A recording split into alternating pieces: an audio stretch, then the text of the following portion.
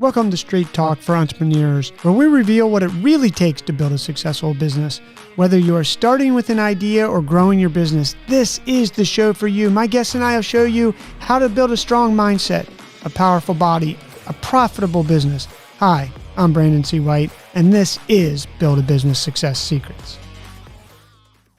Hey, everybody, and welcome to another episode of Build a Business with Brandon. We have Patrick McKeown from Ireland with us today. I'm so excited because I read his book, The Oxygen Advantage, I want to say a year ago or so. I can't quite remember, but what I do remember is I couldn't put it down, and I think a lot of people don't understand that breathing can fundamentally change your health, and it changed mine.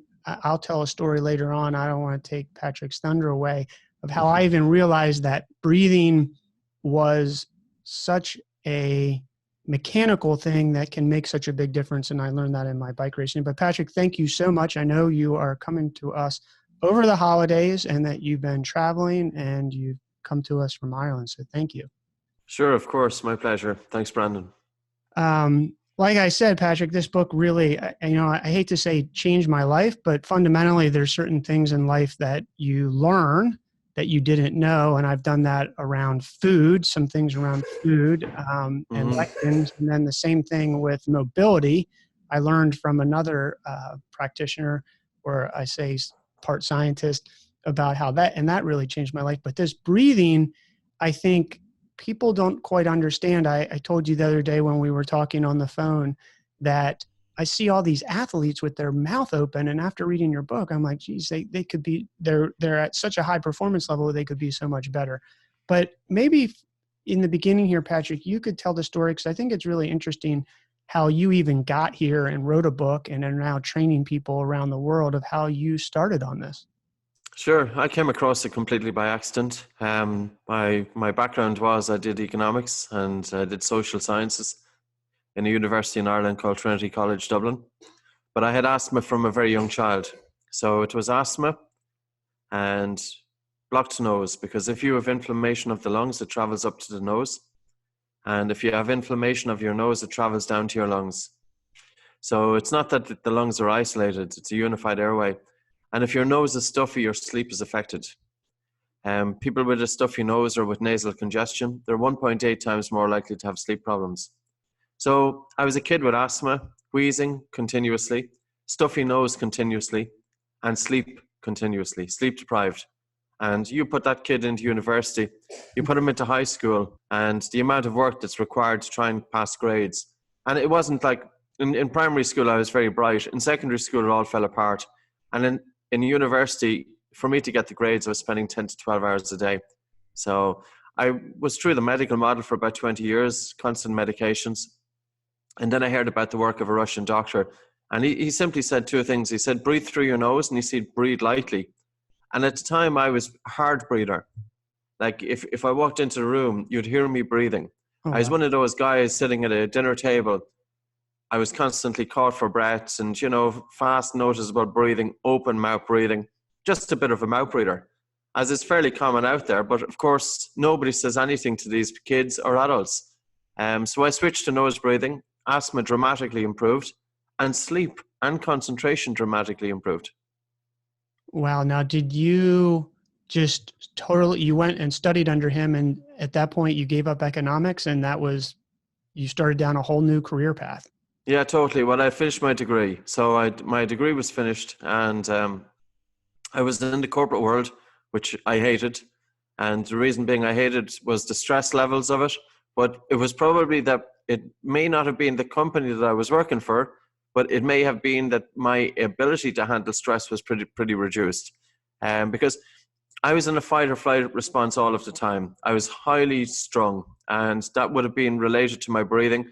And we know from the literature that children who are open mouth breathing, that their sleep is impacted, that there's a huge risk of ADHD, huge risk.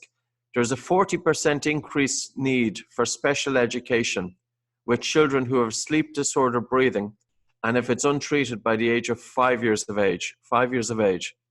So I was one of those kids that slipped through the cracks But I'm not alone. It's at least 25 to 50% of studied kids are in the same position as me. So the actual breathing through the mouth, and I'm trying to think back to my childhood. I don't know if I was a mouth breather or not. I imagine maybe I was, and I didn't realize it. I'll tell you who tells me that, Patrick, all the time is my dentist. He saw me and he said, "You're a mouth breather." I said, "No, I'm actually not a mouth breather." Because when I switched to him, I had read your book and I've been riding my bike and trying to keep my mouth shut all the time. And it was probably in my sleep. So we're going to talk about that because I want to ask you about that. But basically, could you take us through, I know in your book you talk about it, but Indians and Native people and going back in time always kept their baby's mouth shut. And I found that really interesting. Yes, I think it was just, we were born with our mouths closed. A newborn baby, the soft palate at the back of the mouth, and the epiglottis is meeting. So they're physically incapable of breathing through the nose. And if a young infant is anatomically compromised, if they have, say, a small airway, or if they have a high narrow palate, it can certainly increase the risk of SIDS, sudden infant death syndrome. And it's because these kids can't switch to mouth breathing because physically for the first few months of life, they're not able to. So even if these kids get a stuffy nose, get a runny nose, if they have a compromised airway, and if they have a head cold, their risk of sudden infant death syndrome is increased. Like, Brandon, it's absolutely phenomenal, the relationship between craniofacial development, mouth breathing, and children reaching their full potential. Our ancestors knew about it. If you look at Neanderthals, there was a study that came out about 2 years ago, and the researchers concluded that Neanderthals have these big, wide nostrils. This wasn't just to handle air and condition air while during rest. This was also to be able to condition air during physical exercise. And Caucasians, we've got very small nostrils, but the shape of the human face has changed, and it has changed fundamentally, probably in the last 100 to 200 years. And this is all because I don't know if I was reading on your website or in your book or somewhere you were talking about the actual facial structure. I started looking at my own face because you also, in that article, it talks about teeth and teeth Yes. actually being crooked as it relates Yes. to breathing. Yes, absolutely. There are some orthodontists in the United States who are leading the world in this. Dr. William Hang from California, James Bronson, and there's a series of different orthodontists in the medical field. Kevin Boyd is a pediatric dentist from Chicago. Gila Robbins from California. There's a huge amount of them. They understand this, but many orthodontists don't. But it's pretty much as simple as this. All mouth-breathing children develop crooked teeth, but they don't just develop crooked teeth. Their jaws are also set back. I have a mouth-breathing face. My nose is bent because my maxilla, which is my top jaw, is too far back. It should be about 20 mil forward on my face. But I didn't have my mouth closed as a kid, so my tongue wasn't in the roof of the mouth driving the face forward. So literally your tongue is the scaffolding for the development of the lower 50% of the face. And if you're having your mouth open, you can't have your tongue resting on the roof of the mouth because you need to take air in and out of your mouth. So ideally, our mouth should be closed. We're breathing in and out through our nose, and our tongue is resting on the roof of the mouth. And good-looking faces are functional faces. So it's not. And the other thing I'll say is that people often say, "Well, I'll get the teeth straightened." Straight teeth don't make a good-looking face, but a good-looking face create straight teeth.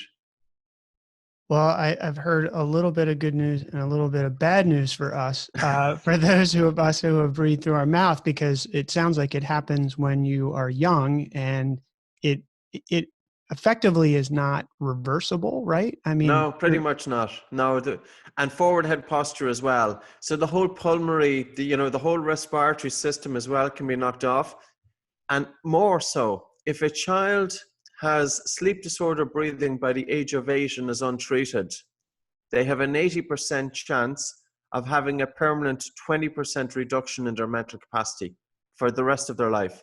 So this is not just about the craniofacial development. This is not just about respiratory. This is about the full genetic potential of the child. And I know this isn't just related to children, Brandon. I, as an adult, I used to have to really slog it out. My concentration was so affected. And what is concentration? But our ability to hold our attention on a subject matter for a period of time without distraction. And my concentration was very, very poor. And as a result, I couldn't function properly in my job. And if you can't function properly, things go wrong. And you can't manage people. And you get stressed more. And your sleep was affected. And you're tired. So when people talk about breathing, they usually say, oh, big breath, this nonsense that you hear. And how many people are teaching breathing exercises? Number one is they have no idea of the basic physiology of breathing, none. They never talk about the importance of nose breathing. All that you hear them saying is, I'd like you now to fill the bottom part of your lungs into the middle part, take a big breath, take in all that oxygen into your body. It's the greatest load of nonsense ever put out there. And I'm putting it out there, and I might sound a bit critical here, but I am, because there has been a wave of disinformation put out there, which is absolutely not helping this matter. And that's why I would say, if anybody is teaching breathing, at least learn the basic medical physiology of it before you start talking about it. So yeah, there's a whole, but we got to cover a whole bunch. I'm going to take a step back in a minute, going back to kids and basically what parents can do to help do that, and then move into adulthood. But I do want to say something, because after reading your book, sometimes I can't keep my mouth shut, and I do say things, because you hear even people who you would think would be very sophisticated in teaching yoga and all this sorts of stuff, and they're saying, take a deep breath in and take it. And basically, if I'm right, Patrick, they're effectively activating the fight or flight symptom. So they're trying to get people to relax, but inherently they can't relax, because the physiology of taking a breath into your mouth is that it's in the upper part of your chest. Yes. And by the way, I'm not all this smart. The reason I got smart is because I read your book. So I don't want to say that I know all this, but it's all in your book, is that upper part of your chest. And then what I'm thinking is that it just becomes a circular reference. So the very nature of trying to get relaxed isn't relaxing them. And it's can you talk about that a little bit? Yeah, it can be quite common for people to feel a hunger for air. And the individuals who feel a hunger for air during their everyday breathing, they tend to have a breathing pattern disorder. And when we look at breathing, we need to look at breathing in terms of 3 dimensions. One is the biochemistry in the blood, which is basically carbon dioxide in the blood. One is the biomechanics, as to where are they breathing into. And number 3 would be the cadence of breathing. And most yoga instructors, not all, but most of them, they concentrate on the biomechanics, but they overlook the biochemistry and they overlook the cadence of breathing. Whereas somebody who may be interested in heart rate variability, they will concentrate on the cadence of breathing, but they overlook the biomechanics and they overlook the biochemistry.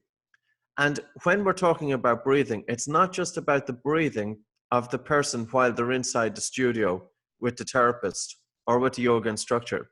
I'm concerned about the breathing of the person when they walk down the street, when they're sleeping at night, when they're watching television, when they're playing sports. How is that person breathing? Because it's our everyday breathing which ultimately drives our performance. So doing a few breathing exercises inside a yoga studio, that's all well and good. But how is the person breathing outside the studio? That's the key. Right. So let's step back a little bit, because I think we've left a bunch of parents who have younger kids potentially asking themselves, what can they do starting early before 5 to get nose breathing happening? Well, first of all, anatomically, I would have the parents just look at the child's child's mouth, look into the roof of the mouth and see, does the child have a very high palate? Is it very, very high? See, are the child set back? How is the craniofacial development of the jaws? And nasal breathing is absolutely essential, but also genetically, some kids can have compromised airways. Now, the whole debate in the dental field is it the small mouth which is causing mouth breathing because there's not enough room for the tongue? Or is it mouth breathing, which in turn has led to craniofacial abnormalities, which in turn has led to a small mouth? We need the mouth to be able to house the tongue, because the tongue has only got two places to be. It's either in the roof of the mouth or it's falling into the throat. And if our tongue is falling into the throat, we have sleep apnea. If it's partial, it's a hypopnea. If it's total collapse of the airways, it's a sleep apnea. Now, the throat can collapse in 4 different places, but certainly the tongue and also the narrowness of the upper airway is a key feature in this. So what can parents do? I would say pay attention to your child and absolutely encourage children to breathe through their noses at all times. Even young babies, gently press their lips together anytime you see the lips apart. There's small little exercises that we do. Our children's program is absolutely free. It's up on buteycoclinic.com, and you'll see all of the exercises for children there. I don't know how you find it, but maybe you might go to Learn It or something like that, and you'll see a children's course. And we will have a new children's course. We just filmed it in December because our current children's course is it's 10 years old. And we just finished filming on the 17th of December. So hopefully we have that edited and we have it live. That'll be for any child, anywhere in the world, completely free of charge. And that'll be up on your website on oxygenadvantage.com. I don't know if we'll have it up on oxygenadvantage.com. We'll have it certainly up on buteycoclinic.com. Okay. So we have 2 websites. One is for health, which is Buteyco Clinic. And then oxygenadvantage.com is more driven towards sports performance. But you know what? You're not going to be a good athlete unless you have a good airway. And you're also not going to be a good athlete unless you have good sleep. So I would say to parents, really pay attention to kids and getting them to keep their lips together. Now, also keep an eye on it at night. Now, part of the training that you could use is have them wear a little piece of paper tape on their coming down their lips during the day when they're supervised, when they're watching television. So say, for instance, if the child is watching television for an hour and a half or an hour, half an hour, whatever, just have them wear a little piece of micropore tape, just coming down, vertically down to keep the lips sealed. Now, we will have a tape coming out called Myo tape. And Myo tape is designed to come right around the lips. And it's kinesio based. So basically, it's like a big O, and you stretch the tape and it goes around the lips and it brings the lips together, but the child is able to talk and open their mouth. So we'll have that out because we also need children to wear tape across their lips at night with doctor approval. And it's not that we're covering the lips. We need to get the mouths closed. Like Brandon, I've been using tape in my lips for 20 years. And the reason that I do that is because I wake up feeling alert. Now, any of your listeners as adults, any of them who are waking up with a dry mouth in the morning, and as you've kind of pointed a little bit earlier on, the dentist will understand that they have more increased incidence of dental decay, inflammation of the gums, bad breath, but also poor sleep. So mouth breathing, nobody should wake up with a dry mouth in the morning, because if you wake up with a dry mouth in the morning, you're unlikely to feel refreshed. So a few things here. Thank you for doing the children's training. I think that's really important and very nice of you to build that because it is important. And thank you for building the tape, which I hope you're building for adults, because I've used yes, basically sports tape, which I'm not really sure is the best for the skincare. But, and I've also adjusted, I actually have one of those Mr. Pillows or whatever they're called here in the United States. And I adjust it so that it pushes underneath my chin. And then I basically, for the most part, don't move. Although my wife occasionally tells me that I snore, which I'm not really sure is true or not. But the tape would really be useful. And one thing I want you to touch on, if you can, because I think like the increased intention that you can get from breathing is a huge motivation to start to think about it. But there is one thing that you talk about in your book, and I know would be important to people to get their attention is that if you actually breathe through your nose, you can lose weight without even trying to lose weight. Is that an accurate statement? Now, if you eat donuts and Krispy Kreme and all this stuff, I mean, you're not going to be able to fight that. But in general, it does change how your body, I guess, metabolizes food. It's not always 100% reproducible, but I'm going to just point out a few aspects of it. We've seen it happen time and time again, and we especially seen it happen that when people were going through the breathing program, they would go through a detoxification, and they would have a total loss of appetite, and they would have an increased need for thirst, and we don't know what's happening with in that instance, but we know that by changing breathing patterns and by slowing down the breath to create air hunger signifies that carbon dioxide is increasing in the blood. With an increase of carbon dioxide in the blood vessels dilate, and increased oxygen is delivered to the cells. So we can improve oxygen uptake and delivery by changing breathing patterns. And one system which is going to get more oxygen is the gastrointestinal tract. That may be one of the reasons. Another aspect is that because of sleep. Once we get people breathing through the nose, their risk of sleep apnea, hypopnea, upper airway resistance syndrome, and snoring reduces. If an individual is having sleep apnea and they are stopping breathing during their sleep, this affects hormones, two hormones in particular. One is leptin and the other is ghrelin. Leptin is a food suppressant and ghrelin is an appetite promoter. So with sleep apnea, there's a greater production, it seems, of ghrelin. And with increased ghrelin, the person is waking up the next day with a bigger appetite. They eat more food, and as a result, they put more weight on the belly, and obesity and sleep apnea go together. When there's more weight on the belly, the diaphragm breathing muscle doesn't work as effectively as it should do, and the diaphragm breathing muscle is linked with the upper airway dilator muscles in the throat.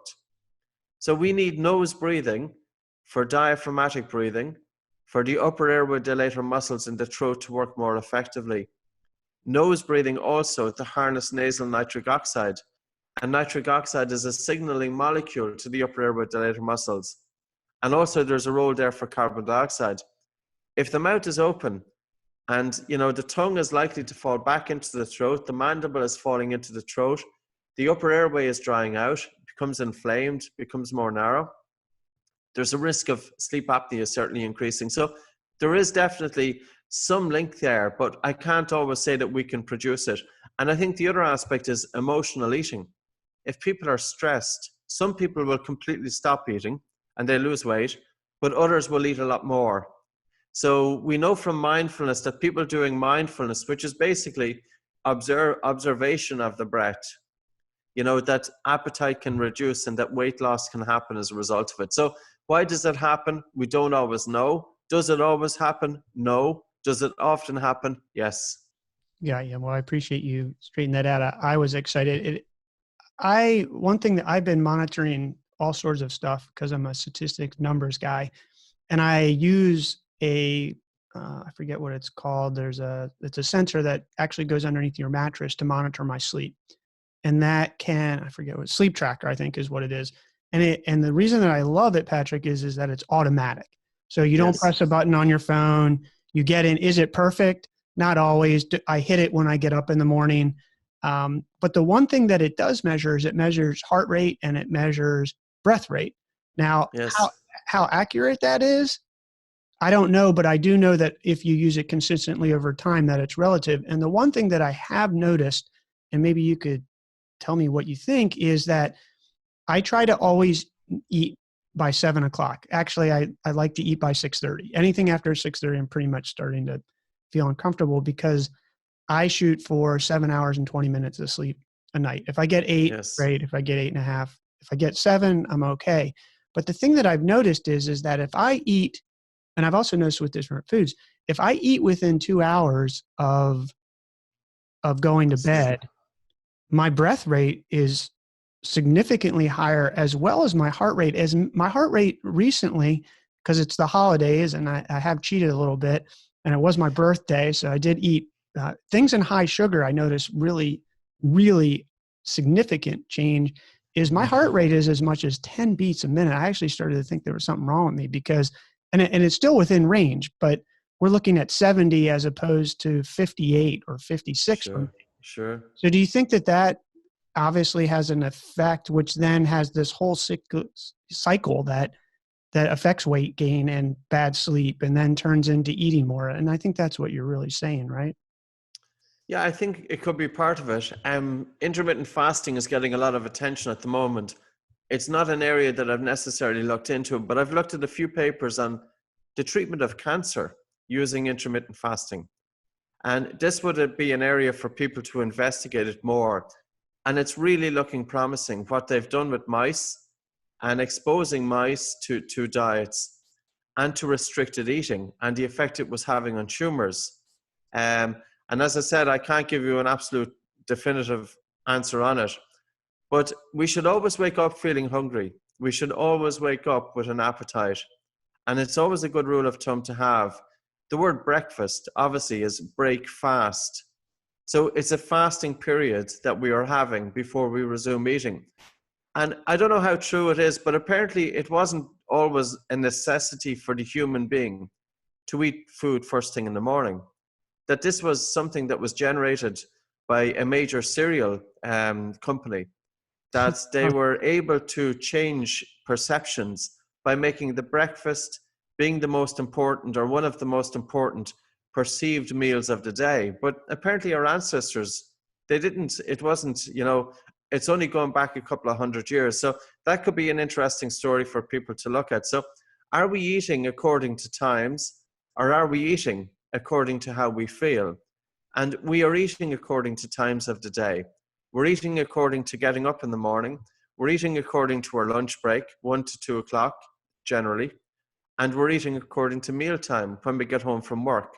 And that's usually 6 to 7. And in Europe, it can be 8 and 9 o'clock. So I think there's definitely something you've said there. Although it's not, I don't know a whole lot about nutrition. I think it is an interesting one. And the connection with food and breathing is definitely interlinked. We know that the first incidences of mouth breathing that were documented going back, well, one was 400 years ago, but more recently in 1938 in a book called Nutrition and Physical Degeneration, that children who were switched from a traditional diet over to a processed diet were becoming mouth breathers, or at least it was documented that they became mouth breathers. So breathing through the nose effectively, is it fair to say, can help process your food in a better way because it's releasing you know more than I do, it's releasing being able to use oxygen in the right way to absorb, to metabolize the food? In food, it's again, I can't give you that. I don't know the correct answer to that. We know that. What I do know about nose breathing is the nose is serving so many different functions in the human body. I'm going to go through a few of them. And some of these functions will assist with not appetite, but the processing of food. Number one is nasal breathing will tend to result in slower breathing because the nose imposes a resistance to the breathing that's 2 to 3 times that of the mouth. Whereas if you breathe through the mouth, there's no resistance to breathing during wakefulness. So mouth breathing allows more air to come into the body. But nose breathing is very important for slow breathing, and slow breathing is very important for activation of the body's parasympathetic response, rest and digest. Whereas mouth breathing is the individual is more likely to be in that fight or flight response. And I don't think if we're in a fight or flight response that it's conducive to metabolizing food.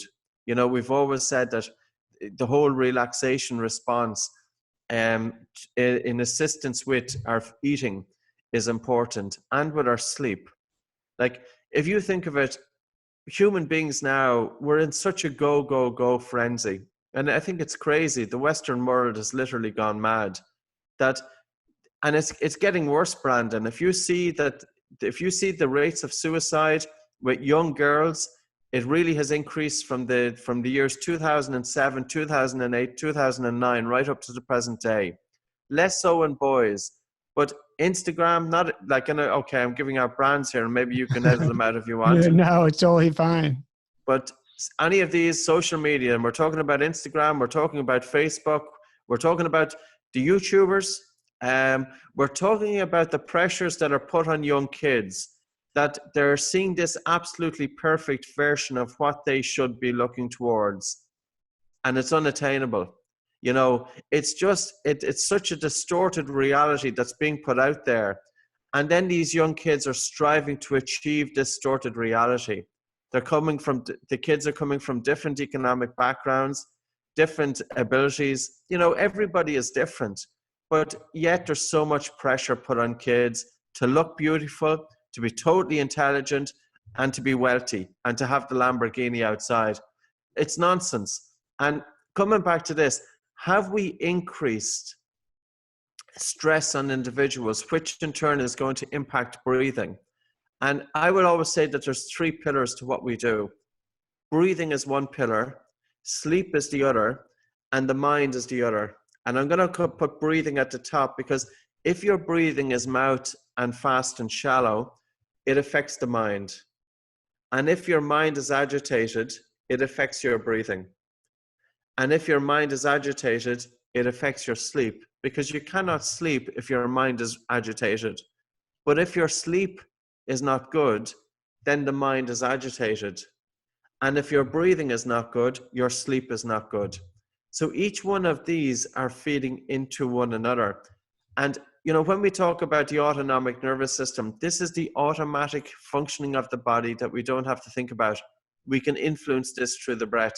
And when we talk about good breathing habits, it's nose, it's slow, and it's diaphragmatic. So when I said there's 3 dimensions to breathing, nose breathing is very important for biochemistry, and slow breathing and diaphragmatic breathing, because ultimately when you're breathing through your nose, you can breathe lighter. And also practice slowing down your breathing to the point of a slight air hunger.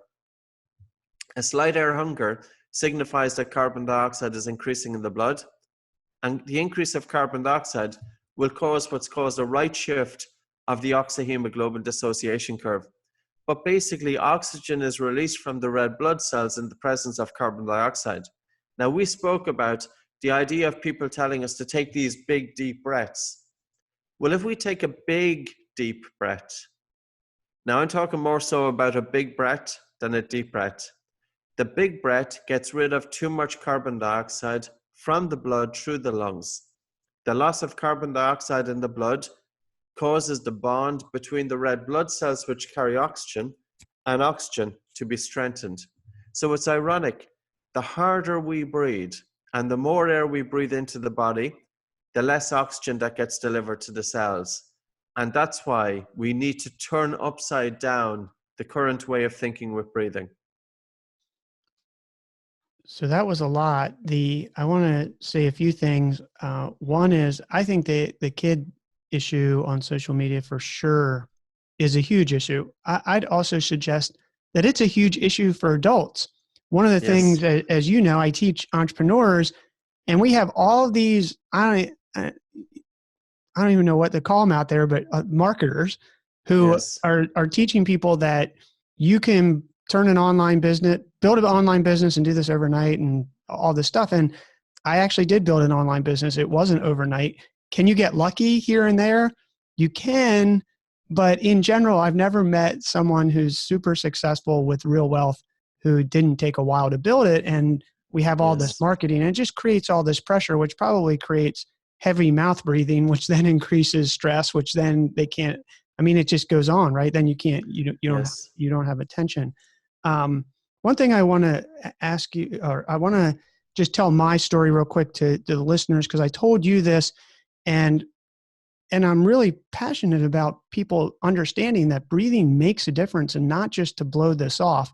I mean, when I used to ride bikes, I was telling Patrick the other day on the phone that bike racers will look at other racers and look at their mouth. And when their mouth is hanging, their jaw is hanging down to the handlebars, basically, they're in high stress situation, and you will basically at that point attack them.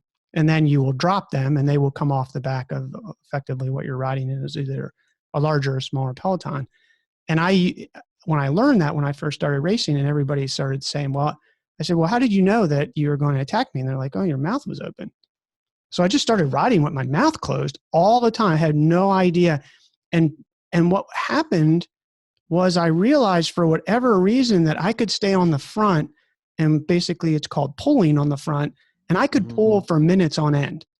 And I could never figure out why, but I was like, well, I'll just keep doing it. And effectively, I used that in all my racing. And in your book, and maybe you can talk about it too, because we have a lot of bikers in Northern California. There's a lot of bikers everywhere in the world. But effectively, doing breathing exercises correctly can increase EPO, which effectively is what people try to dope for. Yes. Right? Yes. I mean, yes. So it can give you this advantage in sports and probably everyday life that your body's producing a drug that people pay for. Yeah. Yeah. And it's legal. And it's totally legal. You can do that by doing breath exercises. Is that right? Yes, correct. Now I'm going to come back to your cycling. So you made a brave decision there, and this is something that most cyclists won't do. And the reason being is when they switch from mouth to nose breathing, they feel suffocated. Yeah, I felt like I was going to die. Yeah, I felt like I was dying, to be honest with you. But most people will give up at that point and they switch to mouth breathing and they won't give it a second thought. However, if they keep breathing through the nose during physical exercise, the air hunger goes away. I'm not saying it goes away completely. Of course, there's going to be air hunger, but it diminishes and it gets easier. How long does that take? It can take about 8 to 10 weeks, and it's only been studied once, would you believe? That's how understudied this is. There is a triathlete from the United States. His name is George Dallam, Dallam. And he switched to nasal breathing about 4 years ago. And he's also an academic. And he put it to the test. He's got 2 papers. You'll find them on PubMed, or you'll find them if you even just Google them. George Dallam, nasal breathing. One of his papers, he spent 2 years trying to recruit recreational athletes. And he wanted to get recreational athletes to breathe through their nose for a period of 6 months and to see what performance indicators had changed. After 2 years of recruitment, he managed to get 10 athletes in total. That was it. So it goes to show the popularity of nasal breathing in sports. In any event, he had them train for 6 months permanently with nasal breathing, and then he measured them when they exercise with their mouth open versus when they exercise with their mouth closed. And this was on a graded exercise test. And with mouth closed, they had 39 breaths per minute. With mouth open, they had 49 breaths per minute. The carbon dioxide in the blood was 44 millimeters of mercury pressure with the mouth closed, and it was 40 millimeters of mercury pressure with the mouth open. Now already that's a huge difference. Ventilation was 22% less with the mouth closed, and they had 100% of their work rate intensity with mouth closed versus mouth open, but with 22% less ventilation. There's an energy cost associated with breathing. You spoke of the cyclist that you know when he's gassed out or she's gassed out, that's the time to hit them. Well, you're gassed out when your breathlessness is gone to a point that you're not able to sustain the intensity of exercise. Now, your legs can be going jelly, but the legs going jelly doesn't necessarily indicate a buildup of hydrogen ion. It could be due to respiratory muscle fatigue. So there's a few things that we need to look at. Number one is, how do we delay fatigue? With improved breathing, you're not wasting energy inefficiently. Mouth breathing is absolutely a waste of energy. It's fast, shallow breathing. It reduces oxygen uptake in the blood, and it reduces oxygen delivery to the cells. If you think of the shape of the human lungs, it's a triangle that goes into an apex.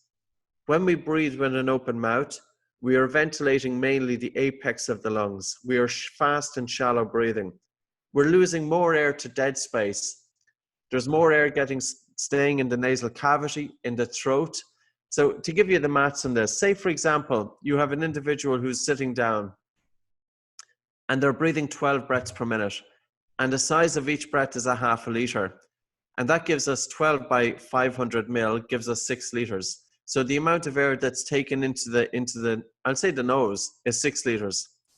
Now, we want to find out how much of that air actually gets into the small air sacs in the lungs, because that's the purpose of breathing.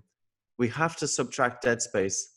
Dead space is the air that remains in the nasal cavity, in the throat, in the trachea, in the bronchi, in the bronchioles. So if you take in 6 litres of air into your nose, of that 4.2 litres reaches the small air sacs for gas exchange to take place.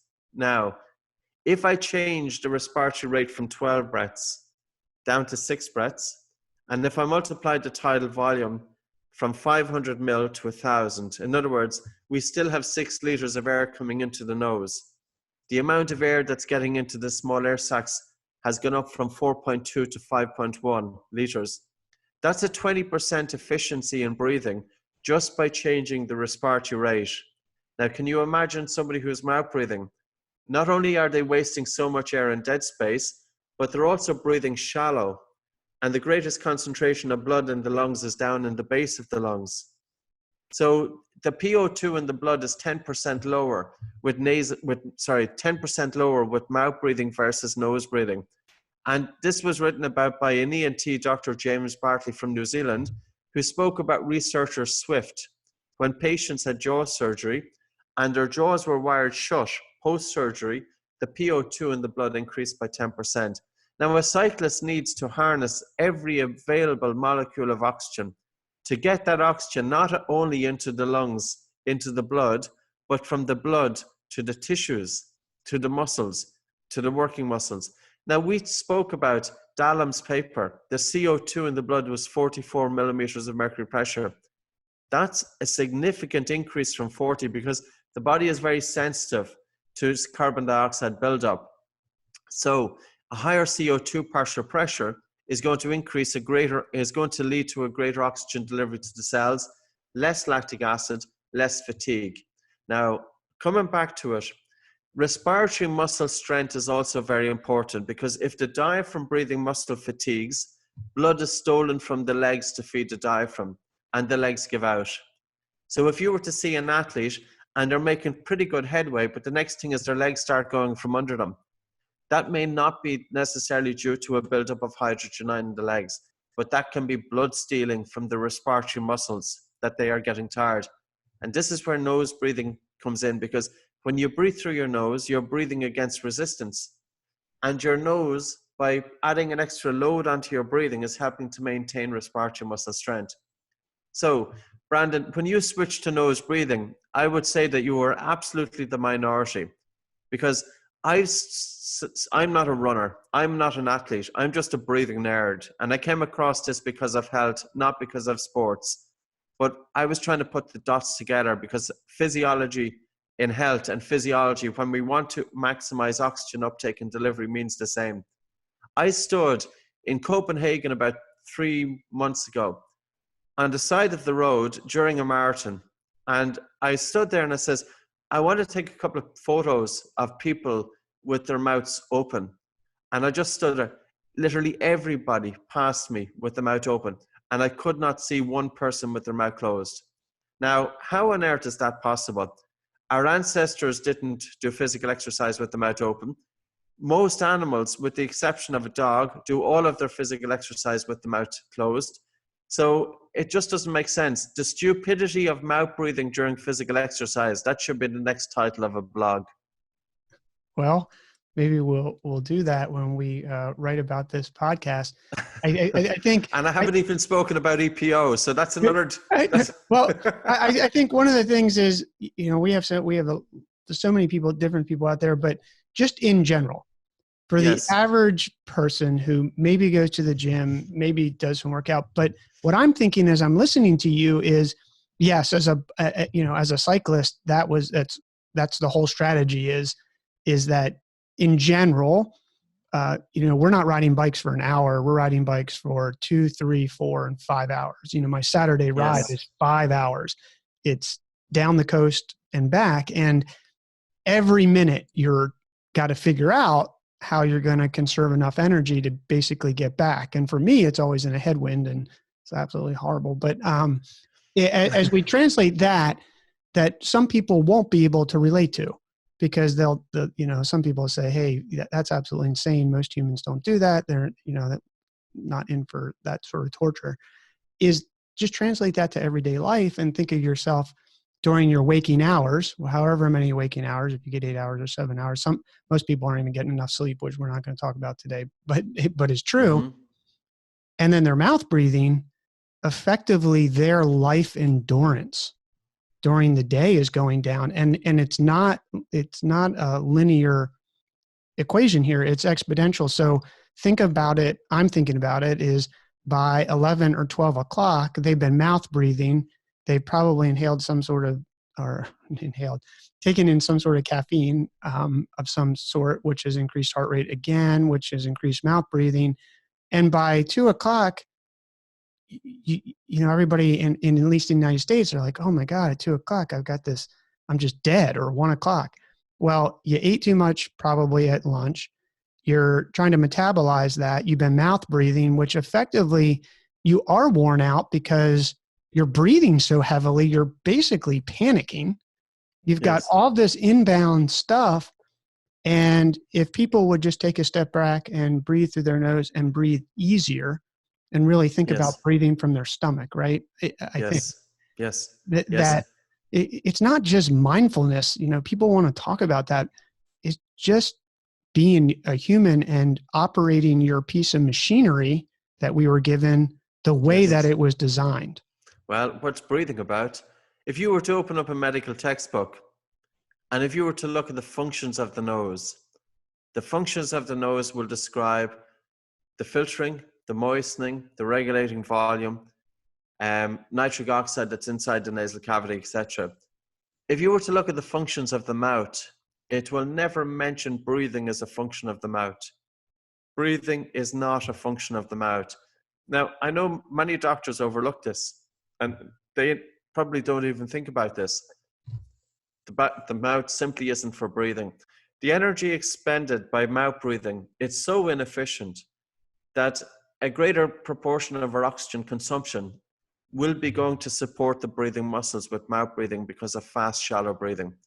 We are reducing oxygen uptake. We are reducing oxygen delivery.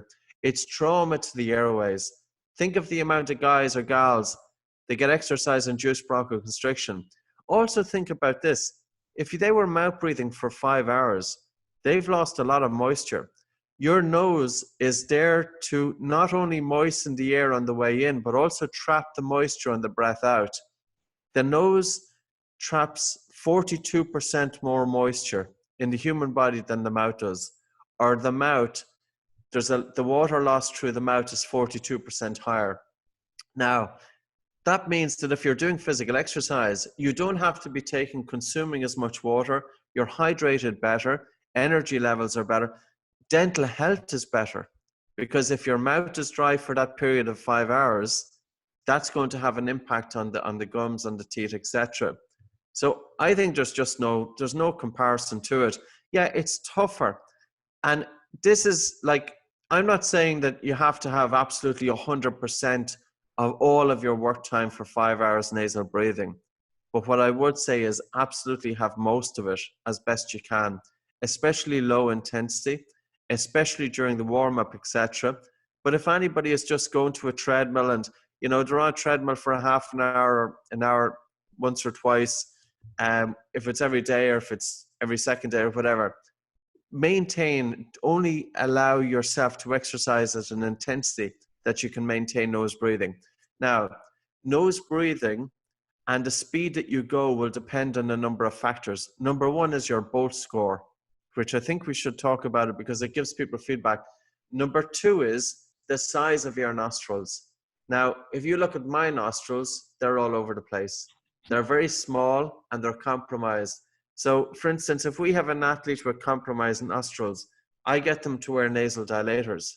So if you, for instance, if you put one finger here and one finger here, and if you just gently prise your nostrils apart, that's called the Cottle maneuver, you should feel that you can handle a little bit more air coming in. In other words, it's easier to breathe through the nose. That will allow you, if you were to wear a nasal dilator, it would allow you to sustain nasal breathing at a higher intensity of physical exercise. Now, the BOLT score is the body oxygen level test. And this is a measurement of functional breathing versus dysfunctional breathing. And basically the score is as follows, or the test is as follows. You take a normal breath in through the nose, a normal breath out through the nose, you pinch your nose, and you time it in seconds. How long does it take until you feel the first definite desire to breathe? And then when you let go, your breathing should be pretty normal. Now, what does the BOLT score measure? Well, in general, it measures the chemosensitivity of the body to the buildup of carbon dioxide. However, there's also feedback from the lungs to the brain. So if an individual has bronchoconstriction, their BOLT score is going to be reduced. There's also a cognitive component involved in it. So if the individual has panic disorder, the air hunger, as they feel it build up, they will release their nose quicker. But in general, the BOLT score is a measurement of the onset and endurance of breathlessness. So you can measure how breathless is the athlete by simply measuring their BOLT score during rest. And the greater the degree of breathlessness, the more likely they are to gas out too soon. So if I look at an athlete and I see them in press conferences, I've sat around boardroom tables, I speak with athletes, I look at their breathing. If you see fast upper chest breathing, that's a problem, because already if the athlete is breathing like that during rest, that breathing is going to amplify during physical exercise, and that athlete's going to fatigue. So what I would say is every athlete or anybody who is involved in sports or those individuals with exercise-induced bronchoconstriction, measure your BOLT score. It should be at least 25 seconds. And if it's not at least 25 seconds, there's room for improvement. Yeah, thank you. I was going to bring that up on the BOLT score because I like to give people some tools that they could start to use. Everyone's going to want to buy your book because in the book it describes the different segments. You've said it should be 25. When I first started, I had already been breathing through my nose with biking, and it was around 25. The other thing, and I know you have different scales in the book. The goal is 40, but for functional breathing versus dysfunctional, it's 25 seconds. Yeah, and I guess one question I'll ask, because I'm sure the listeners will be asking the same thing, is when you say desire to breathe at the end there, is that the gulping feeling, or is it really just, I've got to breathe? It's kind of the first, like if you stop breathing, so say for instance, you have a normal breath in, normal breath out, and you hold your nose. As you hold your breath, at some point the brain is going to send a signal or an impulse to breathe. And you may feel it as an involuntary contraction of your breathing muscles, or you might just feel it as a stress, or you may even just feel it as a contraction of the muscles in the throat. It's at that point that would be the definite desire to breathe. So your breathing following the breath hold should be fairly normal. That's the best indicator of it. Got it. And then I say, as a result, when you start breathing through your nose, and I mentioned this to you and you said, yes, that's normal, and you talk about it in your book, is you will get a runny nose for a while when you start that. And that's a good thing, right? Yeah, and we don't know why it's happening. It may be just irritant receptors inside the nose, because there's a large volume of air coming in and out of the nose. The other thing is about the nose, when you switch to nasal breathing, your nose shouldn't feel painful. It shouldn't feel painful unless you're really trying to push air out, pull air in, pull it, and it's too much then at that point. So it should still feel relatively comfortable breathing through the nose. And of course, it's going to be a challenge at the start based on your fitness levels, how much practice you've been doing with nasal breathing, your BOLT score, and the size of your nose. So bear all of those in mind. But what I would say is it's much better, much more efficient to do all of your physical exercise with all of your physical exercise with nose breathing versus mouth breathing. I was talking to a friend the other day, and she said, my nose has been stuffy since I was a kid. I can't remember ever doing that. And I said, well, you're going to be so excited because you can listen to this podcast. I'm talking to Patrick. He's got this book. You've got to read it and you've got to listen to this. And I was so excited. And she said, well, I don't know. Do you really think it will clear my nasal passage? And in your book, I think the magic number, well, I don't know what the magic number, I'm sure people vary, but you try to get people to be able to take 80 steps at some point. Yes. And I think for me, when I actually do laps in the morning around my living room, if I get to about 35, because I'm not to 80 yet, I'm trying to, but sometimes I lapse.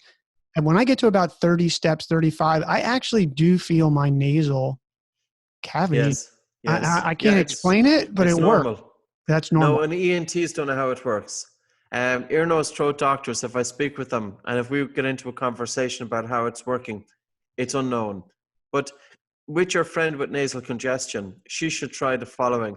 Now, don't do it if she's pregnant or if she's got cardiovascular issues and high blood pressure. So, once she's in fairly good health, give it a go, and she's not pregnant. Now, the exercise is very simple. Take a normal breath in through your nose, a normal breath out through your nose, pinch your nose, hold your nose, and start walking as you hold your breath. And continue walking around. Continue walking up and down your room, whatever you're doing, but continue holding your breath and keep going until it gets pretty tough. You're there to hold your breath for as long as you can. When you let go, release your nose, breathe in through it, and calm your breathing immediately. Wait a minute and do it again, and do it 5 or 6 times. That will open up your nose. Now, when your Bolt score reaches about 25 seconds, your nose will be more permanently free.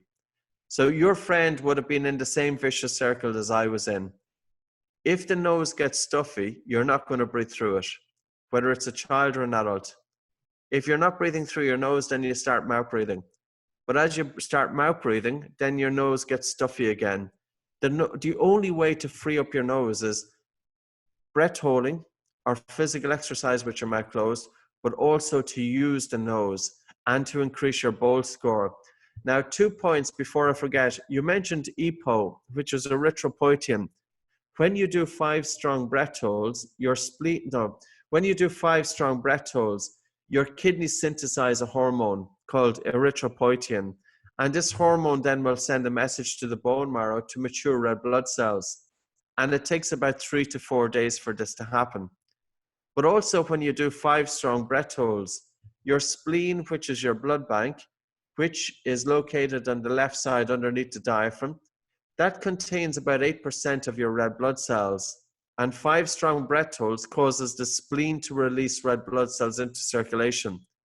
And you've got increased red blood cells for between 10 and 60 minutes. We're not quite sure the length of time that it takes for the spleen to reabsorb the blood back. And the quality of blood in the spleen is really, really high. 80% is a hematocrit. So, it's really richly dense, oxygen-carrying red blood cells. Even one breath hold of 30 seconds will cause the spleen to contract. But another aspect of it is, your airways open up when you hold your breath, but also you increase blood flow to the brain. So this would be for, say, your entrepreneurs who are giving a presentation.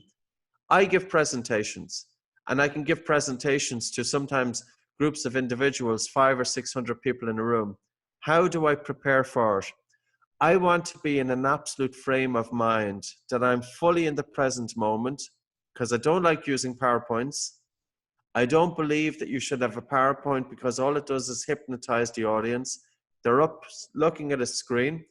I want to look eye-to-eye contact with the audience. And I'll speak sometimes I speak 3-4 days without PowerPoint, just talking.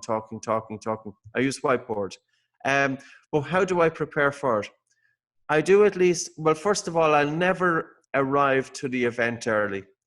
If I'm speaking at 2:00, I make a conscious decision to stay in the hotel room up to about 1:00 that day. I don't want to talk to anybody. I don't want to turn up at the conference at 9:00, knowing that I'm speaking at 2:00 And by the time 2 o'clock comes, all of my energy will be sucked out of me, because I'll be talking to everybody, everybody's asking you questions, and you have decision fatigue. I want to conserve as much energy as I can possibly. So I hide from everybody. I arrive at the event at most would be an hour beforehand. But before that, I'll spend about a half an hour slowing down my breathing, bringing all of my attention inwards, taking my attention out of my mind onto my breathing, slowing it down, and bringing myself into the present moment. But now I'm too relaxed. And so in order to take myself out of this state of relaxation, I'll do 5 strong breath holds. 5 strong breath holds increase blood flow to the brain, and they put you into a stress response. So anytime if you feel like, say if somebody is making a presentation, and if their mind is a little bit anxious, or if they're feeling just a little bit fatigued, well, simply take a breath in through your nose, a breath out through your nose, pinch your nose, hold your nose, walk about holding your breath. That increases blood flow to the brain, opens up the airways, and puts you into that stress response. So you kind of want to always have a balance giving a presentation. You want to be relaxed, you want to be fully in the flow, fully in the present moment, but at the same time, you don't want to be too relaxed. So the slow breathing is all about relaxation of the mind. I will have individuals put their hands on lower 2 ribs, and as they breathe in, that the lower 2 ribs are moving out, and as they breathe out, that the lower 2 ribs are moving in, and to really slow down the speed of their breathing so that they're breathing slow, they're breathing light, and they're breathing deep, because diaphragmatic breathing is also very important for the mind. Chest breathing is agitation of the mind. So it is true to take a deep breath, but it's not true to take a big, deep breath.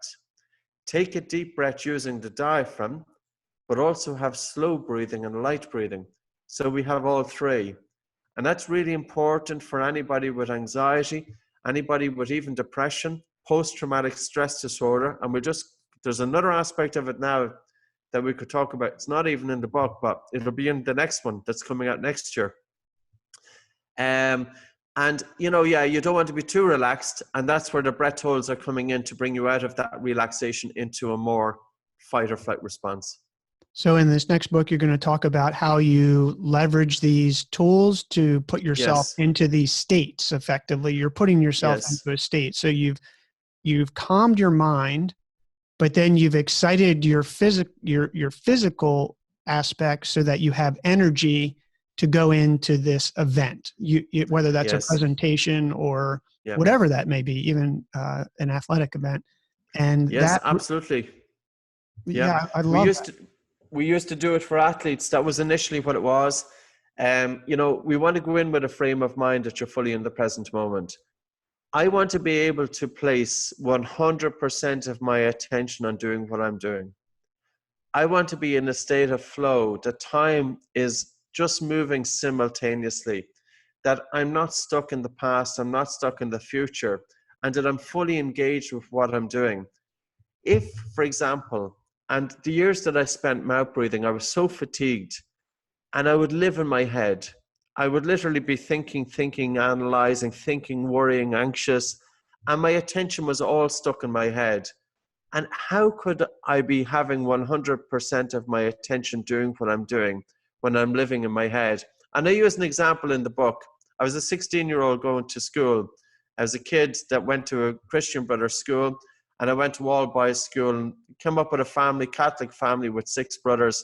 So we weren't the most outgoing when it came to females. So there was this lovely looking girl, she was about 16 as well. And I remember thinking to myself, God, I'd love her to sit down beside me someday. And guess what? On the bus, she sat down beside me. And it was about 50 minutes the journey was. And I spent the entire 45, 50 minutes thinking, what am I going to say to her? And I built it up into this massive thing. And guess what? I never opened my mouth for the entire duration because I had overthinked it. I had built it up into such a momentum activity that I ended up doing nothing about it. And I'm not saying don't think about something, but this is where the breath would have come in, because I would have been in the frame of mind knowing that all I was doing was striking up a simple conversation. And of course, that didn't happen. And this is where agitation of the mind comes in. And I had a very, very active mind. I was thinking constantly stuck in my head. Poor sleep didn't help with that. And I'll give you another example that I used in the book. I was studying for an exam in a university called Trinity College in Dublin. And I studied for 3 months for this exam because, of course, I'd be looking at a page, and say you have a page of material and I'm looking at it. And here I am looking at the page of material. But I'm looking at it, but my focus isn't on the material. And to an outside observer, it would seem, yeah, I was studying. But sure, my attention wasn't on doing what I was doing. I was living in my head. So by the time I read to the bottom of the page, I wouldn't remember anything. So I'd have to start off again. So in any event, I studied for 3 months for an exam. And one guy called Terry Clune, he didn't open a book for the exam. Never opened the book. He was developing a business at the time called taxback.com. This was back in 1990. It was European Student Services at the time, but this is back in 1996, 1995. He came in and he says, "Do you have your notes there?" And I says, "I have." And I handed him my notes. And I remember him focusing on my notes for 20 minutes. And I mean focusing on them. And I remember at this point, I was in my 20s, and saying, I couldn't do that. I knew it was different what he had done, that I would just be going through the motions, but he was actively engaged. The two of us went off and did our exam. He got the same score as I got. So he had an innate capacity to concentrate. Now, where is he now? If you Google Terry, Terry, Clune, Clune, he is worth probably an estimated $500 to $600 million dollars. He has 1,000 employees. He's a successive entrepreneur in anything he puts his hand to. And I'm not saying that this is about the money. This is about the concentration. He had it natural. I had to develop mine. You will have some of your entrepreneurs who are listening here. And I'm saying that there is absolutely no way that they will succeed in a business environment unless they have the capacity of the mind, and unless they have good sleep, and unless they have the ability to handle stress. Stress is perceived. It's not the event that causes stress. And again, another story from the book. I was a dishwasher in Uppsala University in Sweden. It was a very expensive country. I was at a university in Sweden. It was really expensive for 1 year doing Erasmus. So I went and worked as a dishwasher in an Irish pub, not at the university, but in an Irish pub. And I remember 2 chefs would come in. And one chef, they were both the same age and both of the same training. And one chef would get all of the orders, and he was absolutely focused, and he was able to deliver the meals. And there weren't complaints coming in. Everything was pretty good, Another chef would come in with the same amount of orders, and he'd be all over the place. He wasn't able to focus because he got so wrapped up in his own mind that he didn't have the focus on doing what he was doing because he was stuck in his head. But I was the second chef. And I remember, how is it that one guy can succeed and the other guy couldn't? They were both the same age, they were both males, and they had both the same training. Now, this is something that entrepreneurs need, is the ability to handle stress. And for me, the breath was an innate part of that, because by focusing on my breathing over, say, 20 years, and it didn't take me 20 years, but I've been utilizing it for 20 years. By focusing on my breath, it's almost that a part of the brain develops. And any time that I want to bring myself into the present moment, I bring my attention automatically to the back of the head, and I can replicate that. And that's the flow. Psychologists, sports psychologists will say that it's the most coveted thing, that you can't replicate the flow. And I would say, yes, you can. You can bring yourself into present moment awareness, but it doesn't happen during one session. This is something that you gently build up over time. And of course, I'm not saying that my mind is totally still all the time. Of course it's not. My mind is stiller than what it was, but my capacity to concentrate now at 46 years of age is immeasurably better than when I was 16. My sleep is better. My creative and intuition is better, because creativity happens. Fresh and original thinking happens when there's a gap between thoughts, not when the mind is active. Have many times have we tried to solve a problem, and we try to solve it by thinking and thinking and thinking and thinking and thinking?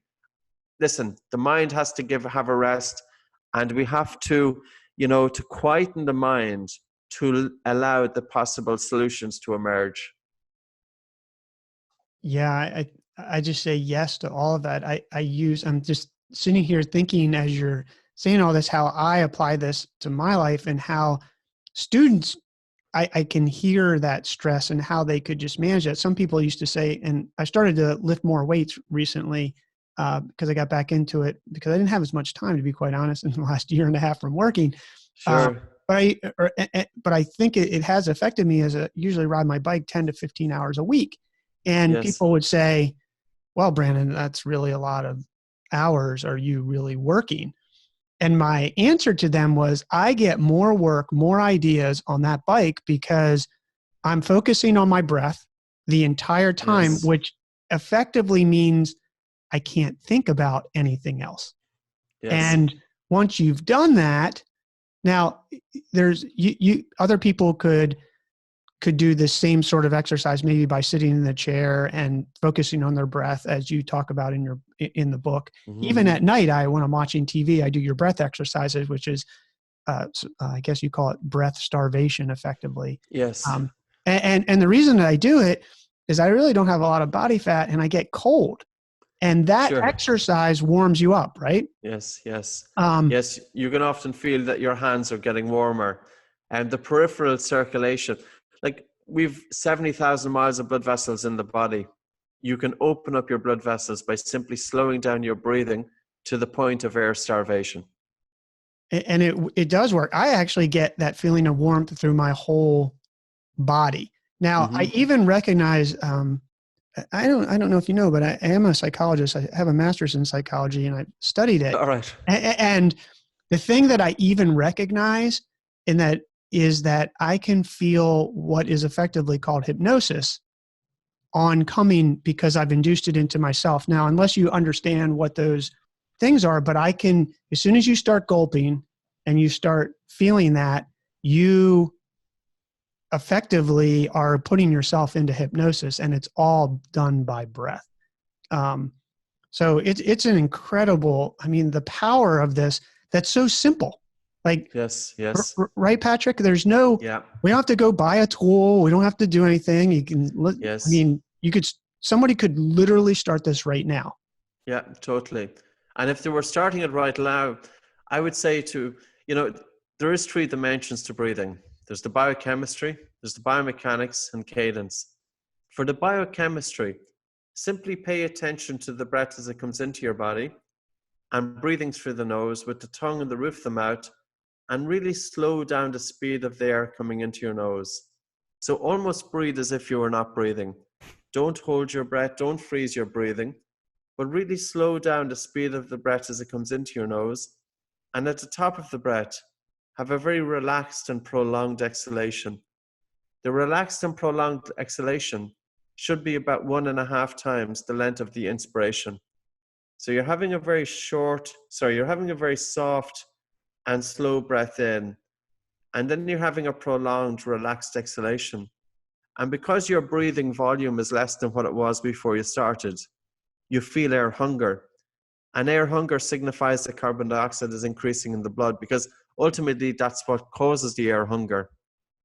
The air hunger and the increase to CO2 in the blood, as CO2 increases, your blood vessels dilate and your cells are getting more oxygen, but also you activate this parasympathetic response.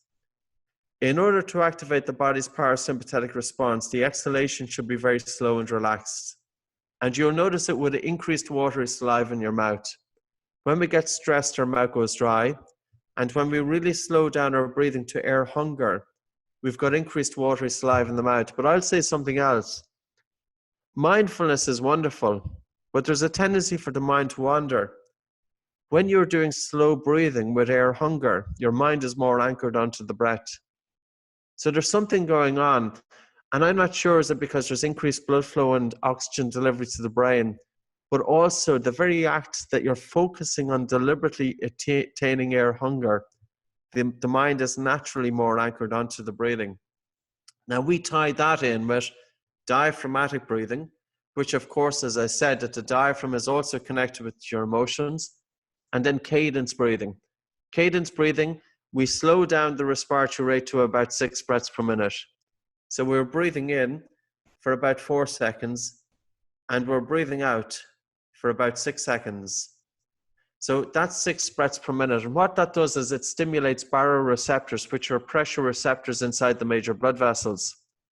And the sensitivity of the baroreceptors give a very good account of the functioning of the individual's autonomic nervous system. There's a link between the heart rate and our breathing. There's a synchronicity there. And basically, when we're timing the heart rate, it's called heart rate variability. And it's the time between heartbeats. Now, the relationship between our breathing and our heart rate is on the inspiration. When we're taking the breath in, that's sympathetic. The heart rate should be getting faster. And on the breath out, the heart rate should be slowing down. So this is called respiratory sinus arrhythmia. And 200 years, therapists knew that this was beneficial, or at least it was some gauge of the autonomic nervous system, because individuals who are disturbed by stress, they have reduced sensitivity of the baroreceptors. Individuals with anxiety, with depression, with post-traumatic stress disorder, their autonomic nervous system is not working the way it should do. And it's by changing the breath that we can help to stimulate that. But this is where all the research is. So, I didn't include this in the Oxygen Advantage because most of my work for the previous years were diaphragmatic breathing and slow breathing. But getting the ultimate cadence to 5.5 or 6 breaths per minute, it's incredible, the myriad of research. And there's one article which I can send on to you, Brandon. It's called Slow Breathing by Mark Russo. And he looks at the application of slow breathing in terms of overall human health. And it's amazing what we can do to the breath, because sometimes people say to me, like cognitive therapy, they're saying that, well, we're teaching our patients cognitive therapy. And I often ask the patients, well, how do you wake up? How do you feel when you wake up in the morning? And they say, I feel exhausted. And I say, well, has your counselor ever asked you about your sleep? They say no. Because, see, the emphasis on the counselor is all about CBT. Whereas it's like me with breathing. For years, I was looking at 2 or 3 different approaches. But now I'm just opening it up because the potential is when we've got more tools in our toolbox, and this is the new one, just taking in cadence breathing, it just opens up the potential that we were getting results anyway. Nose breathing, great start. Slow breathing, a great start. Breath holding, a great start. And now cadence breathing, another potential. I love that. And on the one thing I wanted to ask you on the cadence breathing in your book, and maybe you've evolved the technique since, you stop at the bottom, just like yes, an animal stop yes. at the bottom. Can you talk a little bit about that and why you do that? Because I think it's important, and we as humans are always breathe in, breathe out, breathe in, breathe out, but that's not really what we should be doing. No, there's a natural pause following exhalation. So after we breathe in, so basically when we breathe in, we then breathe out. So the exhalation will always follow the inhalation. And there's no natural pause after an inhalation. So it would be very, very brief, fraction of a second, pretty much no natural pause. So the cycle of the breath is inhalation, going into a relaxed exhalation during rest, and then a natural cessation of the breath before we have to breathe back in again. However, the natural cessation is only present when the bolt score is about 18 seconds. So say, for instance, if you have somebody with anxiety or panic disorder, these individuals have very fast upper chest breathing, and their bolt score is probably down about 10, maybe 12, even 15 seconds. And also these individuals often have a very strong chemosensitivity to carbon dioxide. I have to be very careful working with people with panic disorder because there's two subsets. And if I have one subset do the slow reduced breathing with air hunger, I would actually bring them into such a stress response because they have an aversion to the feeling of suffocation. Their entire history involving panic attacks culminated with also feeling suffocated to the point that they thought they were going to die. And I remember back in 2010 to 2013, I was doing mindfulness with functional breathing because I thought the two really gave a great fit. And I remember there would be 20-year-olds to 30-year-olds a lot of the time, predominantly female. I don't know where the males were. The males weren't turning up for breathing or training, predominantly female. But you'd see some of the kids that when they were slowing down their breathing, that they were going pale with fright. And I, in my wisdom at the time, naively, I'd tell them to keep going with it. Whereas now I realize air hunger for most people is uncomfortable. But air hunger for somebody who's prone to panic disorder, they can think they are going to die. So here is where we have to, with some individuals, that when they are doing really slow, light breathing, if the air hunger gets a little bit too much, or if you feel stressed, just take a rest. So I always now give a teaspoon of air hunger to individuals prone to panic disorder. Why? Because I want to reduce the suffocation. I want to reduce their body's reaction to suffocation. And I do that by giving them a little teaspoon of suffocation. Because if they have a strong chemosensitivity to carbon dioxide buildup, it means that they have that aversion to suffocation. They have got fast upper chest breathing, and it's keeping them in that state of, it's not the event that puts them into the panic attack. It's their everyday breathing is off. They don't have the cushion to be able to cope with the stresses or little shocks that life throws at us. Like driving a car to put somebody into panic attack, going into a crowded environment. I want to improve the person's resilience. And we can do that by the breath from a biochemical point of view, but also probably from a cadence point of view. So it's very interesting that we have to tailor the exercises then to different groups and even subgroups within populations. Yeah, I can see how you would do that. Now, does this exercise carry over into, will it become automatic? Would it lower my breath rate at night? Because right now my breath rate, like when I don't eat before, or if I eat after 7, then I'm seeing 17 breaths a minute, which is, I don't know where that falls on the spectrum, but for me, that's where it sits. If I don't eat, I can see 14-ish, Yes. So I see that difference. If we practice these exercises that you're talking about, does that carry over into? Yes. It does. Oh, wow. Yes. As the Bolt score increases, the respiratory rate naturally decreases. So we would expect a specific respiratory rate for a given Bolt score. And typically for, say, somebody who's breathing, if their Bolt score is typically about 20 seconds, we would typically expect them to have about 14 to 16 breaths. But if they increase to 30 seconds, their respiratory rate will come down to typically about 10 to 12 breaths. Wow. And 40 seconds, you're talking, say, about 6, 8, 10 breaths. Wow. So the Bolt score does, you're working as a psychologist. If you look at the next clients who come into you and just watch their breathing, people coming in with anxiety and panic disorder, it's really, that their respiration, I would say, is keeping them stuck in that fight or flight. And this is where it will be very interesting. Even the cadence breathing of 6 breaths per minute, and this will be neuroplasticity, that we're practicing a breathing technique that even when we don't practice it, that the benefits carry through, that there's new neural pathways in the brain. And typically we have to be doing something for about 60 to 70 days for neuroplasticity to kick in. Yeah, I don't practice psychology, but I feel like I do with the entrepreneurs because, quite frankly, probably am practicing in that way. But sure. Yeah, entrepreneurs are coming in. They're trying to either make a career transition or just start a company. And what I tell entrepreneurs is that this is not just about me teaching you how to build a business plan. It's Yes. not just about me teaching you how to build your financial plan. We can do that. It's a challenge for sure. Yes. But I can teach you that, and with good certainty, know that you can perform that.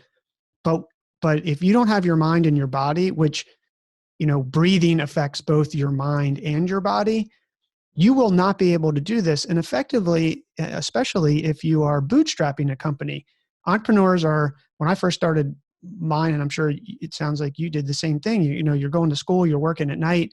Yes. I was going to school, working on a spinach farm and building a company. Yes. That's insane. And entrepreneurs are doing that. They're bootstrapping their company at night. Yes. And Yes. if you want to do that, you've got to take care of your mind and your body. And this breathing here exercise effectively is, I don't want to say it's a magic wand, because there's no one magic wand.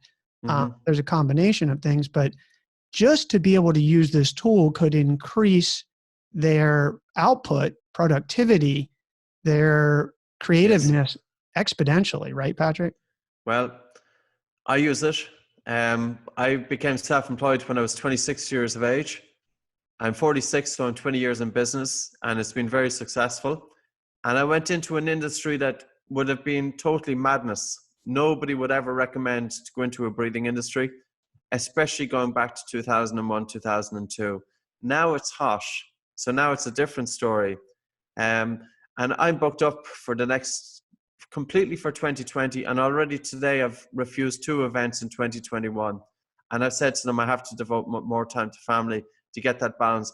But I'll say this, when I came out of university, I hated my job. And I was working for a US multinational at the time. And I hated the stress that the multinational put on me. And I had to put it on the staff underneath me. But it was the best thing ever that I hated my job. Now, number one was I still gave it 100%. And I gave it 100% because I often thought that I'm not necessarily working for the multinational. Yes, they pay me. I'm working for myself here because I'm using the time from 26, 27, 28 or whatever. No, it was actually from before that, 22, 23, 24, 25. I'm using this time to invest in myself. And I will put myself out there to the maximum of my ability, because whatever happens in the future, I'm building my own and harnessing my own skills. But also the fact that I hated my job gave me a great resourcefulness to take the risk to go out working for myself. And I have never looked back. It was absolutely one of the best decisions that I've ever made. We need creative freedom and we need financial freedom. And you've got much better chance of that happening when you're working for yourself and not working for everybody else. Now, granted, it's not going to apply to everybody. You have to work hard. You have to be prepared to put in the time. It's not going to happen overnight. In actual fact, from 2002 until probably 2010, even 2012, for me, I was making a living from it, but it was a very slow trajectory. I was just one person. And from 2013 to 2019, it took off. And it literally took off like a bolt. And that's the way it is. So, the other thing, as I'd say, is get into a company or a service that you absolutely love to do. Because I found a job that I love to do. I found a field of work that I love to do. It can make a difference. It's very rewarding, both emotionally and, of course, financially is important. But I would never want to be in a stressful job just for the sake of money, because ultimately it's about happiness, and money is not going to buy that. And that's not just a cliche. I want to have a workplace that we can be challenged, we can be creative, we can draw the best out of ourselves. And if you can produce good products, then naturally the finance look after itself. Well, yeah, and I didn't even pay you to say that. So I appreciate you sharing that about your business. Your expertise is on the oxygen breathing and the Oxygen Advantage program, but I am really grateful for you sharing that with our listeners, because I think it's important that people hear that you just didn't write a book and get famous. No. Yeah. As one guy said to me, he said it took you 10 years to be an overnight success. Yeah, exactly. And people say that, but they don't quite understand that. And you are now known around the world. And I'm so grateful for you coming on. I want to ask you, because we've taken a ton of your time and I know you're super busy over the holidays, and I'm really grateful for you making this time and sharing all of this, is one thing that I think would benefit our listeners. And I think everybody does this. And this is as it relates to sighing. So you'll always hear, I'm saying this, I have an incredible wife. We've been together for 23 years, and I'm grateful for her because, as I'm sure your wife knows, being married to an entrepreneur is not an easy road. It's a tough road, and you go through a lot of things, and I'm really grateful for her. One of the things I said to her, I said, listen, I got this book, and I'm going to be talking to Patrick, and in the book, he talks about sighing and that you should hold your breath afterwards. And what I'm trying to do here, Patrick, is just give our listeners a little tool that they can use even to improve that. And as I read in your book, when I read that, I started noticing everybody. I mean, I'm talking to students and they're, and it drives me crazy now, probably a little of my OCD in my head. I'm like, stop sighing. Stop doing that. You are creating this physical response that you don't even realize is making that stressful situation that you're having worse. So can you talk about a tool that when people sigh, and you talk about that in your book a little bit? Sure. So, like some commentators in terms of breathing said it's very normal to sigh frequently throughout the day. I totally disagree with them. If I see people coming in with anxiety and panic disorder, and if I see somebody who is coming in, a normal individual, and if I see them that they are sighing a lot and they're caught for breath and they're feeling air hunger, it gives me a red flag that they have a susceptibility to anxiety or panic disorder, even if they haven't been diagnosed with it. And, I work in groups of people, and we could have 30 people, and I'm watching 30 people in the group. And we don't typically always see sighing. So here's 30 individuals who would be breathing trained. They don't sigh. So, sighing is not a normal thing for human beings to be doing frequently. One sigh every now and again, no problem. Frequent sighing, not a good sign, because it keeps us stuck in that breathing pattern. I would say is if you're noticing that you're sighing a lot, practice to get up your Bolt score. Get your mouth closed. Do slow, reduced breathing. But if you miss a sigh, so say, for example, you have a sigh and then you miss it, then just simply breathe in through your nose, breathe out, pinch your nose and hold. Let go, breathe in through your nose. So hold your breath for a few seconds, then resume normal breathing. And that'll just to help compensate for it. Yeah, so that'll reset the carbon dioxide that you've lost. One single big breath gets rid of between 7 and 16 millimeters of mercury pressure of CO2. And every 1 millimeter drop of CO2 reduces blood flow to the brain by 2%. So 7 to 16 millimeters is reducing blood flow to the brain by between 14 to 32%, reducing blood flow to the brain. So we have to consider that, one sigh every now and again, no problem. Frequent sighing, not good. And just breathe in, breathe out, hold your nose, reset it for 10, 15, 20 seconds. Even 10 seconds is fine, because the person mightn't even be able to hold their breath for 15, 20 seconds. Like going forward, I would say to people, measure your Bolt score. If you go to oxygenadvantage.com, you'll see a description of the Bolt score there. The nose and blocking exercise is the maximum breathlessness test. That's also a good test, but don't do it if you're pregnant or if you've got any cardiovascular issues or panic disorder, because you don't want to have a strong air hunger, because it might just bring on some symptoms for you. And, I think it would be really useful for you to start paying attention to breathing, slowing down your breath to the point of air hunger, using your diaphragm, because you can tap into something that's so innate in terms of the emotions, in terms of sleep, and in terms of physical performance. And they're all three coming together. Mental and physical performance go together. Sleep, the emotions, and breathing go together. Well, this has been incredible. I like to end on 3 HPTs. I call them high percentage tips. Comes from my fishing world where we talk about high percentage spots. So I said, hey, we're going to do high percentage tips, HPTs. I feel like you've given so many tips. Maybe it's just a summary because I think we've covered a ton. There's a lot more in the book that I want to encourage everybody here to buy, The Oxygen Advantage. I'll put a link in the show notes to Patrick's book, and you can reach him. Probably the best place is oxygenadvantage.com. Yes. To reach Patrick. Can you just, maybe it's just a summary of very quick 3 HPTs for our listeners? Yes. Number 1 is get your mouth closed at night. Never wake up with a dry mouth in the morning. Number 2, practice slowing down your breath at different times throughout the day. Don't live stuck in your head. Connect with your breathing. And by connecting with your breathing, you're training your brain to be focused. So there could be 3 tips in that. But number 1, never have your mouth open during sleep. Always breathe through your nose. And you can tape it. You can tape your, I'm interrupting, but you can tape your mouth shut, right? Yes. Myo tape.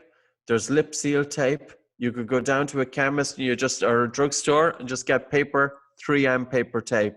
But never wake up with a dry mouth in the morning. Number 2, don't live stuck in your head. I spent 20 years stuck in my head. And if you're living in your head, you're missing on everything that's around you. You see less, and it's a recipe for stress.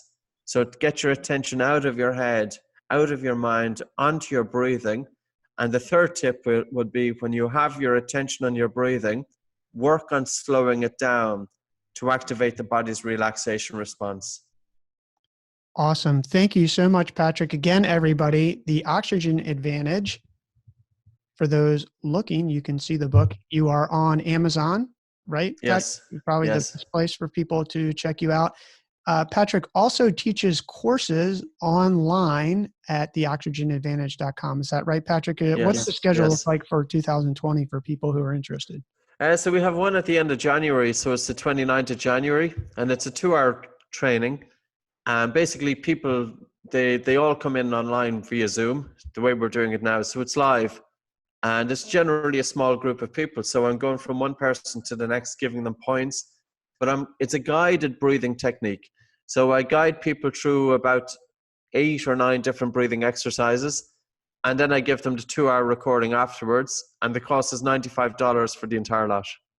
Oh, that's an incredible deal. I must tell you, that's too cheap. Because I will tell listeners, it will change your life. You will, just to be able to focus more and have more energy and wake up feeling refreshed. And to have Patrick's one-on-one, I think back in those early years that you talked about, that was probably pretty easy when you first started, but getting one-on-one with Patrick now is super hard. So having the ability to, and not because I communicated with Patrick over a few weeks on Instagram and then on email, to know that he cares about each and every one of his people that he trains, but just from the sheer popularity, it's really hard. So to have the opportunity to jump even on a Zoom, unless you're going to fly to Ireland, which I guess maybe you could write a tax write-off, to get on there and have that one-on-one coaching is just huge. So that'll be at the end of January. And then, is there any other training that they can get in person, or are you pretty much booked up for? Yeah, we've got training. The dates are booked out. We've got training in different countries throughout the world. I'm training in the States next year in Santa Monica in March, Fall City in Seattle in February, Australia in March, Japan, UK. It's many trips around the world. I've got 25 gigs booked up. Good Lord. So now, that's for can the next. People sign up for those? Or are those? Yeah, so some of them are via oxygenadvantage.com. Okay. And then others then are buteycoclinic.com. Buteco Clinic is really the health aspect of it. And Oxygen Advantage is more sports, resilience, concentration. Okay, well, great. We'll put all of this in the show notes. Again, Patrick, thank you so much. Have a great holiday season. Thanks for taking such a long time and fitting this into your schedule. Sure. I know everybody's going to love it. Great. Thanks very much, Brandon. Thanks, man. That was absolutely incredible. Great.